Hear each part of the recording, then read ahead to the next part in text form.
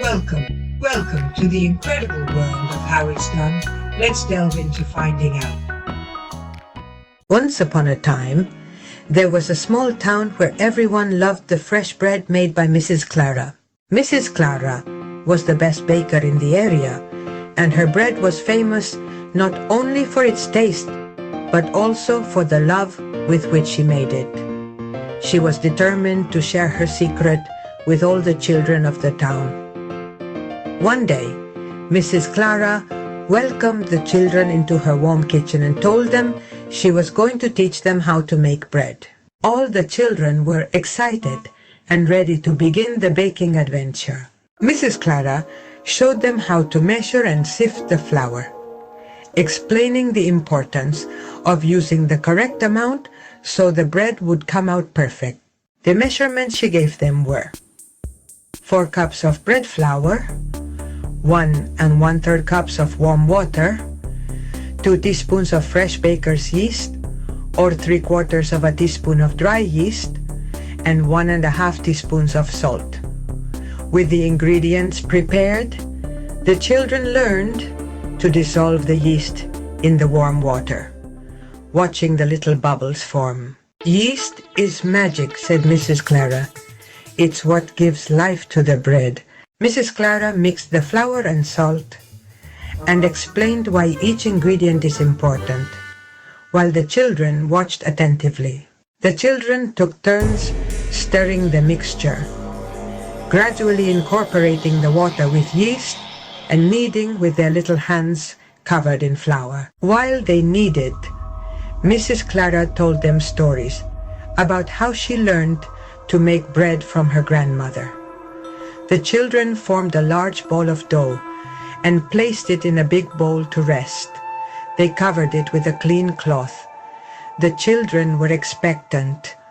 What was going to happen? They used this waiting time to make drawings with the leftover dough. After an hour, they removed the cloth and saw that the dough had doubled in size.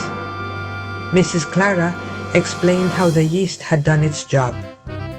The children were amazed to see the transformation.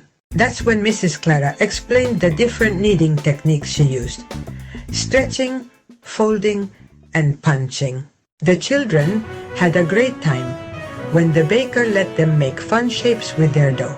Mrs. Clara also helped them shape baguettes, loaves, and rolls. "Here is the art of bread," she said, as she carefully placed the loaves on baking trays. "You brush a little water on top to make them shiny," she explained.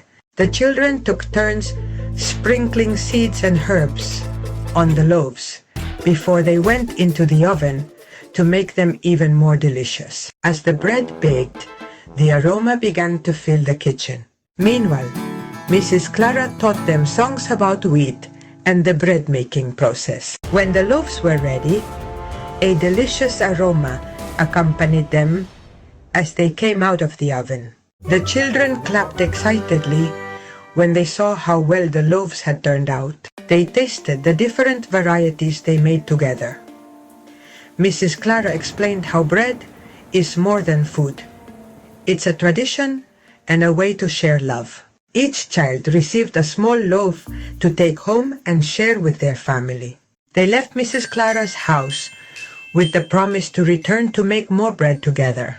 The children proudly showed their bread to their parents, telling the story of how they were bakers for a day. Mrs. Clara, now alone, cleaned her kitchen with a smile, happy knowing that the tradition would continue in the hands of the little ones. And so, with bread and love, ends the story of how one day, in the small town, Mrs. Clara taught how to make the perfect bread. And now, will you subscribe to the channel and give me a thumbs up? See you soon with new videos.